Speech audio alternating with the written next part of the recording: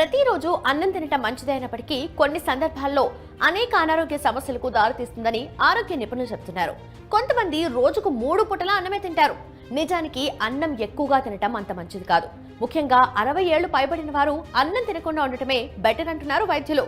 లేదంటే రకరకాల అనారోగ్య సమస్యల బారిన పడే అవకాశం ఉందని హెచ్చరిస్తున్నారు. ఇటీవలి అధ్యయనాల ప్రకారం ఎక్కువగా అన్నం తినటం వల్ల కొంతమందిలో వివిధ దీర్ఘకాలిక వ్యాధులు వస్తాయని తేలింది. అసలు అన్నం తినటం వల్ల వచ్చే సమస్యలేంటో ఒకసారి చూద్దాం.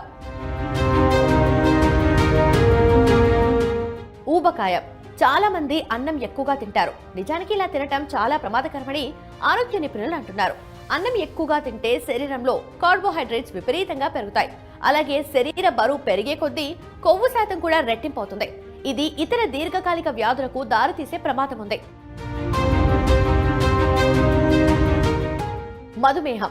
అన్నంలో కార్బోహైడ్రేట్స్ ఎక్కువగా ఉంటాయి కాబట్టి దీన్ని రోజుకు 3 సార్లు తినటం వల్ల శరీరంలో బ్లడ్ షుగర్ లెవెల్స్ పెరిగే అవకాశం ఉంది. ఇది డయాబెటీస్ ప్రమాదాన్ని కూడా పెంచుతుంది.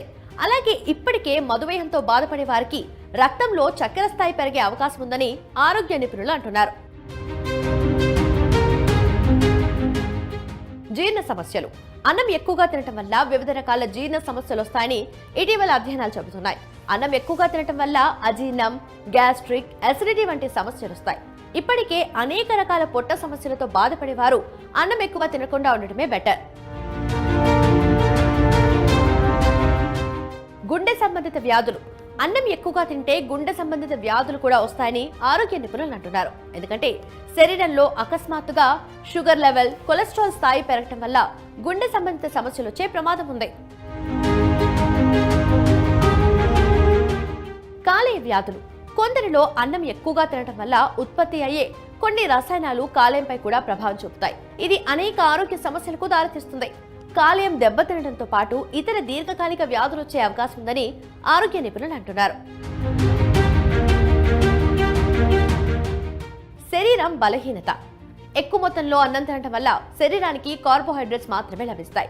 దీనివల్ల శరీరానికి ప్రయోజనం ఉండదు. అలాగే పోషకాలు తగినంత పరిణామంలో లభించవు. దీనివల్ల శరీర బలహీనత వంటి సమస్యలు, చిన్న చిన్న పనులకే తరచుగా శరీరం శక్తిని కోల్పోతుంది.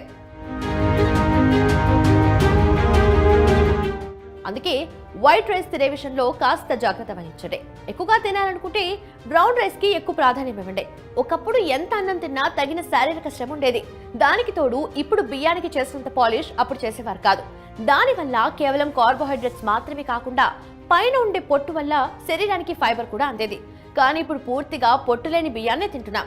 దీంతో అన్నం తినటం వల్ల పిండి పదార్థం తప్ప శరీరానికి మరే ఇతర లాభం ఉండటం లేదు. అందుకే వయసులో ఉన్నవారు తిన్నా పర్వాలేదు, కానీ 60 ఏళ్లు దాటిన తర్వాత మాత్రం అన్నాన్ని ఒక క్రమ పద్ధతిలో మాత్రమే తీసుకోవటం మంచిదే.